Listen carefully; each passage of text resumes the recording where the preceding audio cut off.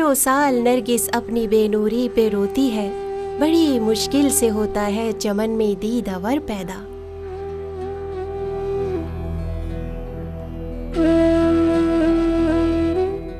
ہر انسان کی زندگی پریوں کی ایک کہانی ہے جو خداوند خدا نے خود لکھی ہے۔ وہ ایک تخیل پرست رومانی تھی جس نے سنڈریلا کی ایک علیحدہ دنیا تخلیق کی تھی۔ اسے شاید پتہ نہیں تھا کہ ایک لاپرواہ خدا کی بنائی ہوئی اس دنیا میں بہت دکھ ہے، بڑی تکلیفیں ہیں، اور ان چھوٹے چھوٹے دکھی انسانوں کی زندگیاں پریوں کی کہانیاں کسی حالت میں نہیں ہو سکتی۔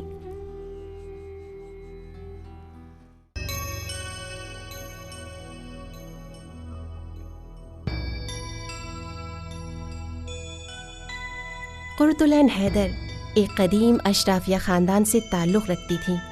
قرۃ العین حیدر کی پیدائش 20 جنوری سن 1927 بمقام علی گڑھ میں ہوئی۔ والد کی ملازمت اور والدہ کی غیر مستقل مزاجی کی وجہ سے عین آپا کی ابتدائی تعلیم باضابطہ کسی اسکول میں نہیں ہو سکی۔ کبھی دہرادون، کبھی علی گڑھ، کبھی لاہور کے مختلف اسکولوں میں کچھ دن گزارے۔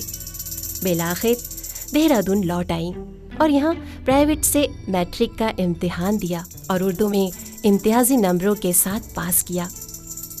میٹرک کے بعد لکھنؤ میں داخلہ لیا اور انٹر اسی کالج سے کیا، اور لکھنؤ یونیورسٹی سے سن 1947 میں سیکنڈ کلاس سے ایم اے کیا۔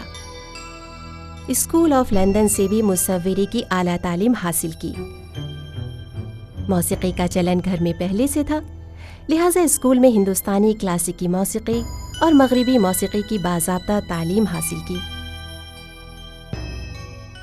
قرۃ العین حیدر کے گھر اس زمانے میں، یعنی یہ بات ہے ارلی 30s کی، بیرے کھانا سرو کرتے تھے۔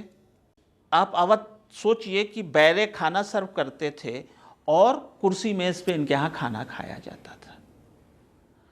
وہ تہذیب تھی۔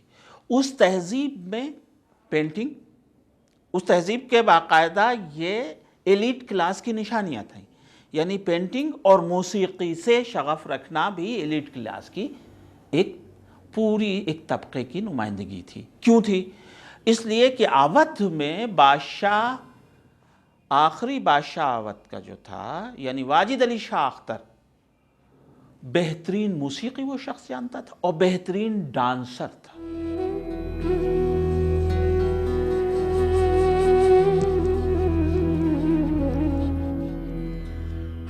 قرۃ العین حیدر کے والد سجاد حیدر سن 1880 میں قصبہ کانڈیر ضلع جھانسی میں پیدا ہوئے۔ اردو میں طرز جدید کے مختصر افسانے کی داغ بیل انہوں نے ڈالی۔ اردو میں رومانیت کے رجحان کا بانی بھی انہیں ہی قرار دیا گیا۔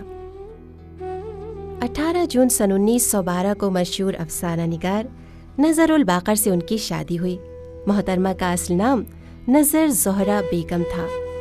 یہ مشہور ادیبہ تھیں۔ ان کے والد سجاد علی الدرم اردو کے کہنا چاہیے کہ شروع کے افسانہ نگار ہیں، بالکل ابتدائی۔ بعض لوگ تو ان کو اردو کا پہلا افسانہ نگار بھی کہتے ہیں۔ تاریخی اعتبار سے پریم چند کی کہانی چھپنے سے پہلے ان کی کہانی چھپ چکی تھی۔ والدہ ان کی نظر سجاد جو تھیں وہ اپنے زمانے کی، فیمنزم تو ہمارے وقت کی اصطلاح ہے لیکن بہرحال پتہ نہیں وہ فیمنسٹ تھیں یا نہیں، لیکن ایک عورتوں کے مسائل پر انہوں نے بہت کچھ لکھا ہے، تو وہ ایک معروف ناولسٹ تھیں۔ قرۃ العین حیدر نے جس ماحول میں آنکھ کھولی اور پرورش پائی وہ بھی علمی اور ادبی ماحول تھا۔ والدین کی وجہ سے ہر وقت گھر میں ادبی جھمگھٹا رہتا اور تصنیف و تالیف کا سلسلہ بھی خود گھر کے اندر جاری تھا، لہٰذا عینی کے دل و دماغ کا اس طرف راغب ہونا فطری تھا۔ اس زمانے میں ایک ایسا خاندان تھا جو بہت تعلیم یافتہ اور کہنا چاہیے ترقی پسند اس معنی میں نہیں جو کہ خاص اصطلاح ہے، بلکہ یہ کہ آزادی خاص قسم کی، اور لیکن اس کے ساتھ ساتھ اسلام، مطلب مذہب، پرانی تہذیب، یہ ساری چیزیں بھی وہاں تھیں. یعنی جب ایسا تھا کہ اس زمانے میں کچھ لوگ تو ایسے تھے کہ جنہوں نے انگریزی تہذیب کے اندھاندھند نقل کر کے اپنی پوری پرانی وراثت، تہذیب، ان سب چیزوں کو نظر انداز کر دیا تھا. اور ان کا کچھ خاندان ایسے تھے جس میں قرۃ اللہ عین حیدر کا خاندان بھی تھا. اس نے مغرب کی اچھی چیزوں کو اختیار کر کے اپنے آپ کو ایک لبرل اور اس فضا میں مطلب اپنے خاندان میں پیدا کی. مثلا یہ کہ لڑکیاں تعلیم حاصل کر رہی ہیں، پردے کی کوئی وہاں پر بہت زیادہ وہ نہیں تھی. ان کی ماں نے اور سجاد حیدر یلدرم، یہ دونوں لوگ جو تھے جنہوں نے تعلیم نسواں کے لیے، عورتوں کی تعلیم کے لیے بہت کام کیا ہے.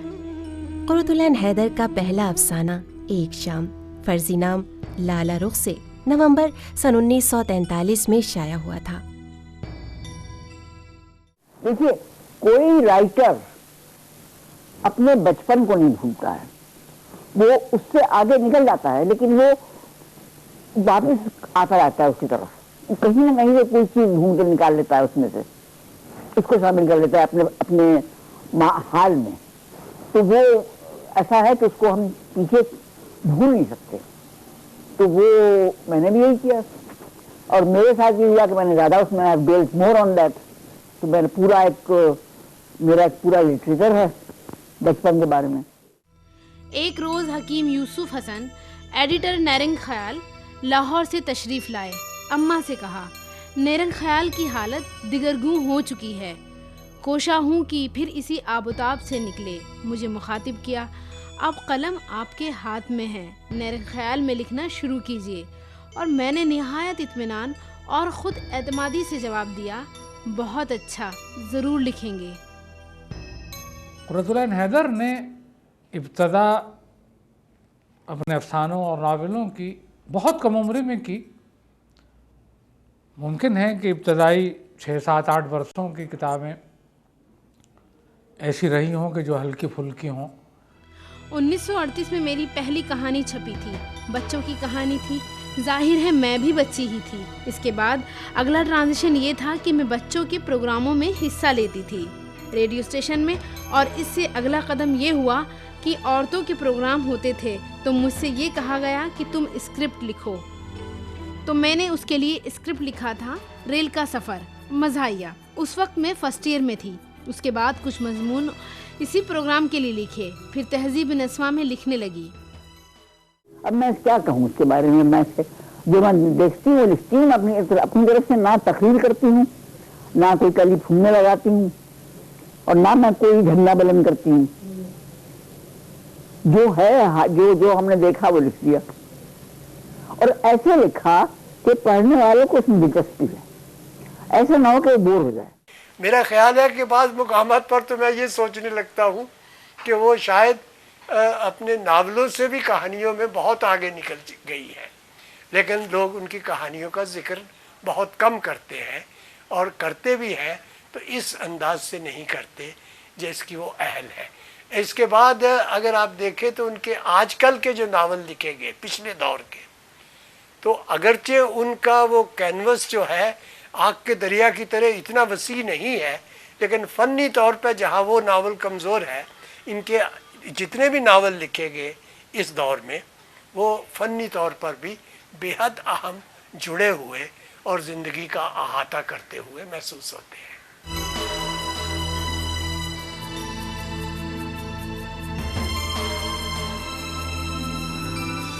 قرۃ اللہ عین حیدر اردو کی اس ناول نگار کا نام ہے جس نے اردو ناول نگاری کو عالمی معیار سے آشنا کیا. انہوں نے درجنوں ناول اور ناولز لکھے، مگر میرے بھی صنم خانے، سفینہ غم دل، آخری شب کے ہم سفر، آگ کا دریا، گردش رنگے چمن اور چاندنی بیگم وہ سنگھائے میل ہیں جنہوں نے اردو ناول نگاری کو نئی نئی منزلیں اور نئے نئے جہات عطا کیے.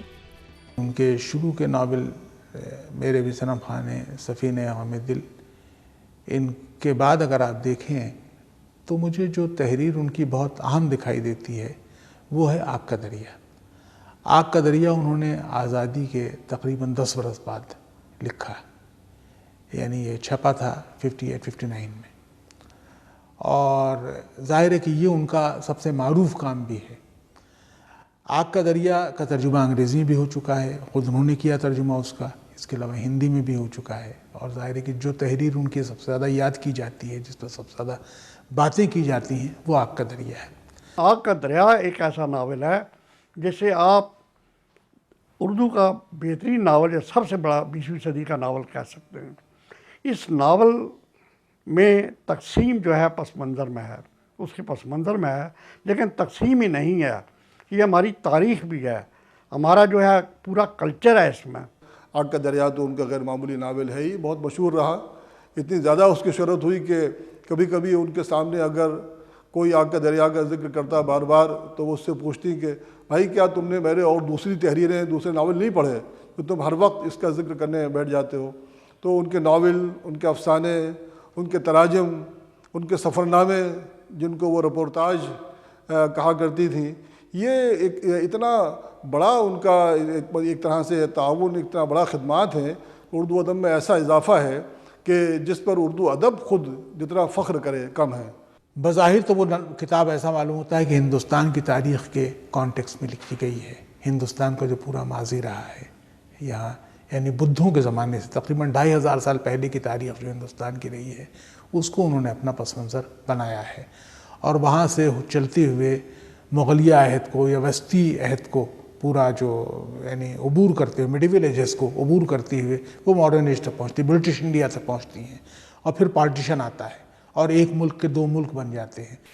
یہ ناول جہاں میں سمجھتا ہوں فنی اعتبار سے کمزور ہے، وہاں موضوعی اعتبار سے بہت ہی اہم ہے۔ یعنی موضوع کو اس طرح پھیلا کے اتنا احاطہ کرنا ساری زندگی کا اور سارے سب کانٹیننٹ کا کوئی آسان کام نہیں تھا، لہذا انہوں نے اس کو ایک نئے رنگ میں لکھا اپنے طور پر، لیکن مشکل یہ ہوئی کہ ایک کہانی پن کو لیتے ہوئے اسے بیان کرنے کی بجائے مجھے لگتا ہے کہ اس میں جو کئی بار 200 250 صفحے آ جاتے ہیں، جہاں تاریخ کو بیان کیا گیا ہے، جہاں حالات پہ بحث کی گئی ہے، تو اس سے ناول کا سلسلہ، کہانی کا سلسلہ ٹوٹ جاتا ہے، اگرچہ کچھ دیر کے بعد وہ پھر اس سلسلے کو کسی ایسے کردار کے ذریعے جوڑ لیتی ہے جس کو جہاں سے شروع کیا تھا۔ قرۃ العین حیدر کا دوسرا ناول سفینہ غم دل سن 1952 اودھ کی تہذیب و معاشرت سے عبارت ہے۔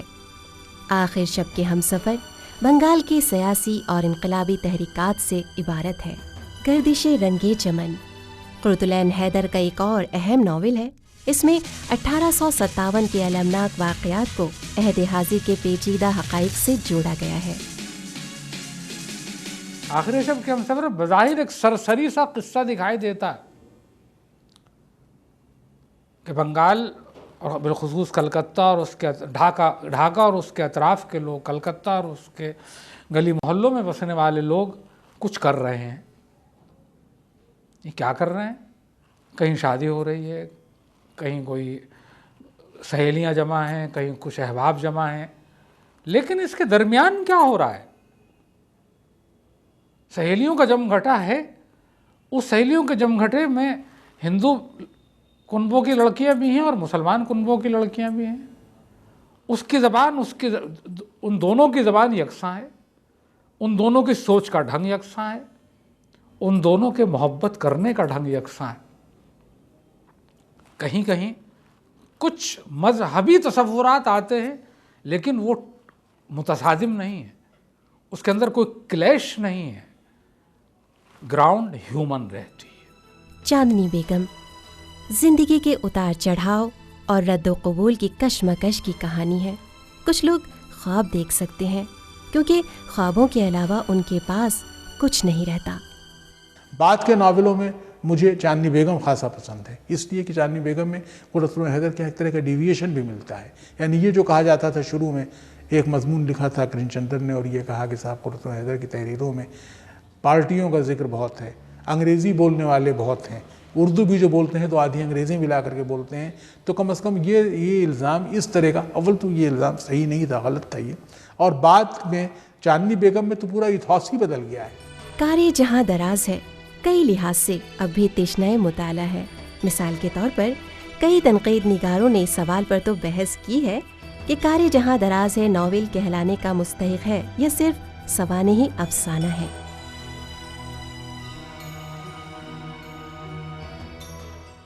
کار جہاں دراز ہے جو ان کا فیملی ساگا ہے، کئی جلدوں میں، 2 جلدیں وہ اپنی زندگی میں مکمل کر چکی تھی، تیسری جلد کے مضامین وہ لکھ رہی تھیں.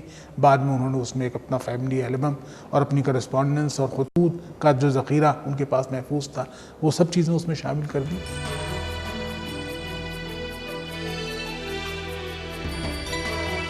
قرۃ العین حیدر کا گھرانہ ایک تعلیم یافتہ گھرانہ تھا جہاں مغربیت پہلے سے موجود تھی، روشن خیال لوگ تھے، لہٰذا اس گھرانے میں موسیقی کا چرچا ہمیشہ سے رہا.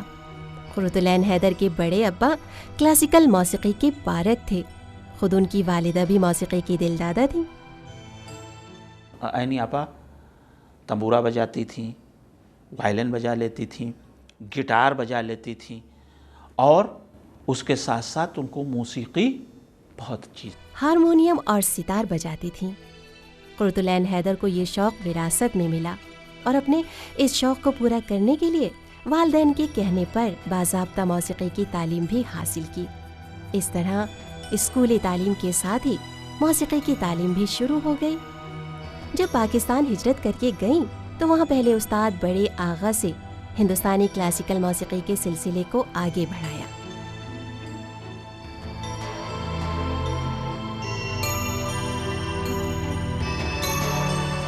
میں نے سنڈے ایڈیشن میں ایک کارٹون دیکھا جو ترکی جانے بغیر سمجھ میں آ گیا. اسے ٹریس کر کے اٹکل سے خود ہی مکالمے لکھ کر چپکے سے پھول میں روانہ کر دیا. پھول کے سالنامے میں وہ کارٹون چھپ گیا. پھر کیا تھا، عینی بی بی نہال ہو گئیں اور اپنے شوق کو نہ صرف جاری رکھا بلکہ پوری دلچسپی اور ذوق کے ساتھ اس سلسلے کو آگے بڑھایا اور چند برسوں ہی میں اچھی خاصی تصویریں بنا ڈالیں.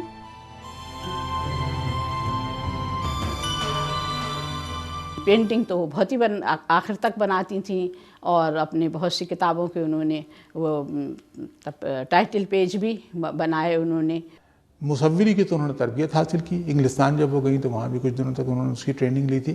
بعد میں تصویریں انہوں نے بنائی. کچھ تصویریں ان کے گھر میں لگی ہوئی تھی جو اس وقت ان کے یہاں آرکائیوز میں دکھائی دے رہی ہیں.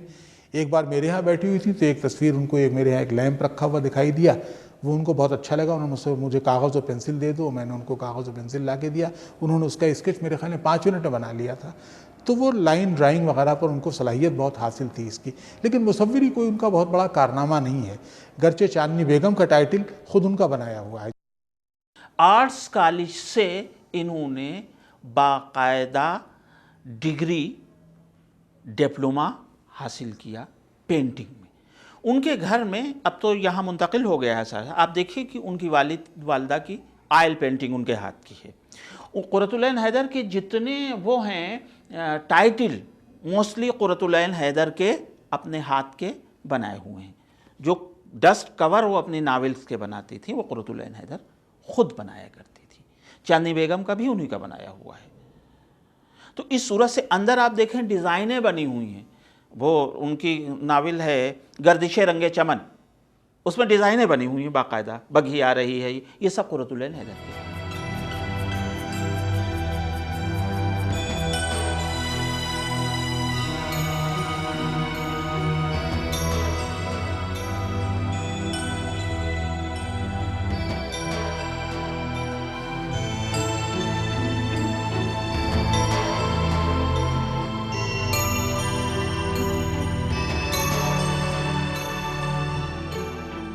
تقسیم ہند کے بعد وہ تقریباً 14 برس پاکستان میں سکونت پذیر رہیں. انہوں نے ڈاکیومنٹری فلمیں لکھی اور فلم ایک مسافر ایک حسینہ بھی لکھی تھی.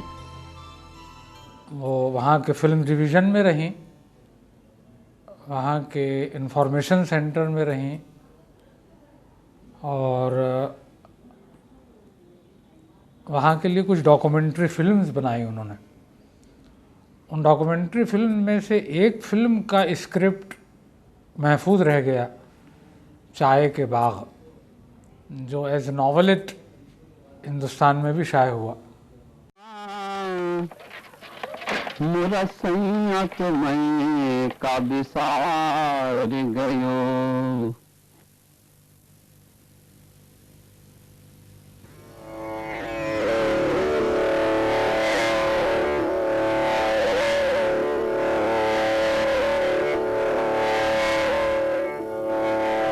everything about us is different. On a winter morning, we even taste. Pakistan میں جب وہ تھی تو انہوں نے کچھ ڈاکومنٹریز بھی بنائی تھیں، اور مجھے ایسا یاد پڑتا ہے کہ یہ جو ان کی ناول ہے چائے کے باغ، یہ بھی اس مطلب ایک فلم ہی، اس جو فلم کا وہ تھا اسکرپٹ، اسی کو انہوں نے ناولٹ کی ایک شکل دی تھی۔ اور ہندوستان آنے کے بعد بھی انہوں نے یہاں پر ڈائلاگ لکھے تھے، جو ایک فلم تھی ایک مسافر ایک حسینہ، اور اس کے لیے ان کی بھانجی ایک بہت اچھا لطیفہ ہما حسن نے یہ سنایا کہ اس زمانے میں یہ لوگ یہاں پہ الہ آباد میں تھے، اور جب وہ فلم ہوئی تو ان کے گھر کے خانسامہ نے بار بار جا کر وہ دیکھتے تھے اس فلم کو، تو ان سے کہا گیا کہ بھئی آپ کیوں جاتے ہیں؟ تو انہوں نے کہا کہ وہ سادھنا تھی اس کی ہیروئن، جب وہ بولتی ہے تو ایسا لگتا ہے بی بی بول رہی ہیں، یعنی اینی آپا۔ اس کے علاوہ پاکستان کوارٹرلی کے ایکٹنگ ایڈیٹر کی حیثیت سے بھی خدمات انجام دی۔ قرۃ العین حیدر نے ٹیلی گراف اخبار لندن اور BBC لندن کی ملازمت بھی کی۔ 1964 سے 1968 کے دوران امپرنٹ ممبئی کی کیریئر ایڈیٹر رہیں۔ 1968 سے 1975 تک chairman central board of film censor, government of India, Mumbai کی مشیر رہیں۔ صحافت کا ایک تجربہ بہت دلچسپ ہے کہ جب ان کو وہ ملا جان پیٹ، تو سارے اخبار والے، تو میں بیٹھا ہوا تھا کہ ایک محترمہ کا فون آیا کہ میں آنا چاہتی ہوں، آپ سے ملوں گی، اور میں ٹائمز آف انڈیا میں ہوں۔ کہا خیر وہ آگے، تو عینی آپا ان کو سمجھا رہی تھی کہ دیکھو یہ نیوز ایسے جائے گی، اور یہاں ایک دم سے کہنے گی کہ بی بی کتنی عمر ہے تمہاری؟ تو انہوں نے بیچارے نے بتایا کہ 22 سے 50 سال کا مجھے تجربہ ہے، اور تم اگر یہ بناؤ گی تو یہ گٹر میں چلا جائے گا۔ اب گٹر میرے سمجھ میں نہیں ہے کہ گٹر کیا ہوتا ہے۔ خیر وہ تو چلی گئی، جب چلی گئی میں نے کہا نہیں آپا یہ گٹر کیا ہوتا ہے؟ کہنے لگے کہ اس کی اصطلاح میں گٹر یہ ہوتا ہے کہ جو اسکرین پہ نہیں آئے، جو حصہ آدھا کٹ جائے، اس کو گٹر میں جانا بولتے ہیں۔ امپرنٹ میں رہی وہ، ڈیلی ٹیلی گراف سے انگلینڈ سے انہوں نے اپنا کیریئر شروع کیا تھا۔ اس کے بعد یہاں بڑا مشہور میگزین امپرنٹ میں وہ رہی۔ اس کے علاوہ یہ بمبئی سے نکلتا تھا جس کی وہ ایڈیٹر تھیں، ایلسٹریٹڈ ویکلی، تو کہیں انہوں نے ایک بڑا جملہ اچھا سا لکھا ہے کہ اس کی اشاعت کہیں گھٹتے گھٹتے ایلسٹریٹڈ ویکلی نہ ہو جائے۔ اشخاص کے بارے میں لکھا ہے کہ یہ لوگ کم ہوتے ہوتے کہیں ایلسٹریٹڈ ویکلی نہ ہو جائیں۔ تو یہ صحافت کا تجربہ تھا، اور ایلسٹریٹڈ ویکلی میں جو کام انہوں نے کیا ہے، یعنی اردو کے وہ ادیب، وہ شاعر، یا ایسی چیزیں جیسے کہ ایک صاحب ہوا کرتے تھے جنہوں نے لکھنؤ میں اس زمانے میں 1860 میں اسٹوڈیو قائم کیا تھے، اس کے اوپر انہوں نے پورا آرٹیکل سرچ کر کے لکھا اس کے اندر۔ پھر یہ ہمارا جو وہ ہے اس کا ہمالیہ کے ترائی کا علاقہ، اس کے اوپر ایک بار انہوں نے سرچ کیا، اور سرچ کر کے پورا آرٹیکل لکھا کہ یہ آباد کیسے ہو گئے، بہت سے مسلمان وہاں آباد ہیں اور بہت سے تھارو آباد ہیں، ان کے اوپر پورا انہوں نے ریسرچ آرٹیکل لکھا۔ تو قرۃ العین حیدر اردو کی صحافت میں تو کبھی نہیں وہ رہیں، لیکن اردو کے پرموشن، اردو کی وہ چیزیں جن کو ہائی لائٹ ہونا چاہیے تھا، وہ انگلش پریس کے ذریعے واحد قرۃ العین حیدر تھیں جنہوں نے ہائی لائٹ کیا، جنہوں نے عوام تک اس کو پہنچایا۔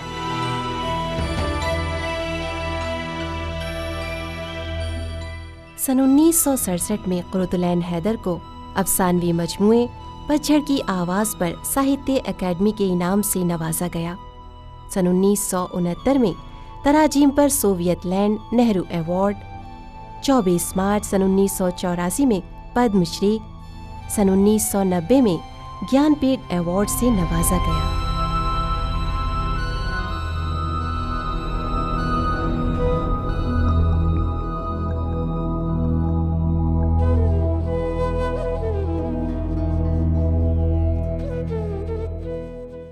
एनी आपा की लगभग सभी किताबें मैंने बड़ी गंभीरता से और बड़े मनोयोग से पढ़ी हैं, और उनकी किताबों में जो एक द्वंद्व होता है व्यक्ति का, अंतर्द्वंद, और समाज का अंतर्द्वंद, उनको ऐसे समंजित या समायोजित कर दिया गया है एक दूसरे से कि हम लोग हैरान रह जाते हैं। एक पाठक की हैसियत से हमें हैरत होती है कि उनके पास कितना बड़ा विज़न था और एक बैरुल-अक़वामी विश्वव्यापी दृष्टिकोण था। My kind of writing does not have a very wide appeal. It won't be read in the, it won't be found on railway bookstores. I mean, people will not buy it to read in their on a train journey. So, I cannot be called a popular writer. I am a serious kind of writer. और जानना चाहिए कि बचपन की मासूमियत जुगनू की रोशनी के मानिंद टिमटिमा कर इस तरह गायब हो जाती है जैसे वो ज़माना कभी था ही नहीं, लेकिन वो अंगूरों की बेल में छिपी उस कोठी में शायद उस तरह मौजूद कहकह लगा रहे हैं, क्योंकि वक्त ऐसी लौह महफूज है जिस पर वक्त का कोई असर नहीं।